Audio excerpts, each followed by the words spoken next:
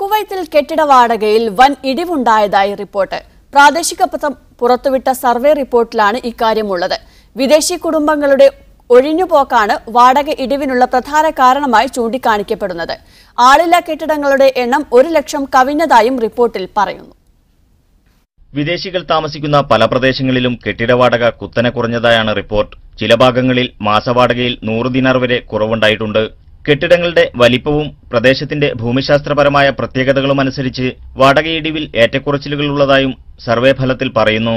നിലവിലെ സാഹചര്യത്തിൽ വാടക വർദ്ധിക്കാനുള്ള സാധ്യത കുറവാണെന്ന് കുവൈത്ത് റിയൽ എസ്റ്റേറ്റ് യൂണിയനും വ്യക്തമാക്കിയിട്ടുണ്ട്. വാടകയിടിവിന് പല കാരണങ്ങളുണ്ടെങ്കിലും വിദേശി കുടുംബങ്ങളുടെ കൊഴിഞ്ഞുപോക്കാണ് പ്രധാനമായും റിയൽ എസ്റ്റേറ്റ് മേഖലയ്ക്ക് ആഘാതമായതെന്ന് യൂണിയൻ ജനറൽ സെക്രട്ടറി ഹൈസ് അൽഗാനം പറഞ്ഞു. ഫീസ് നിരക്കുകളും സർവീസ് ചാർജുകളും വർദ്ധിപ്പിക്കാനുള്ള സർക്കാർ തീരുമാനം വിദേശികളെ വലിയ രീതിയിൽ സമ്മർദ്ദത്തിലാക്കിയിട്ടുണ്ട്.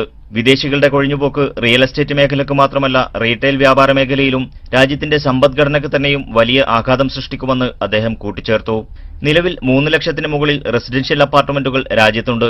ഇതിൽ 1,04,000 അപ്പാർട്ട്മെന്റുകൾ താമസക്കാരില്ലാതെ ഒഴിഞ്ഞുകിടക്കുന്നതായാണ് സിവിൽ ഇൻഫർമേഷൻ അതോറിറ്റിയുടെ കണക്കുകൾ സൂചിപ്പിക്കുന്നത്.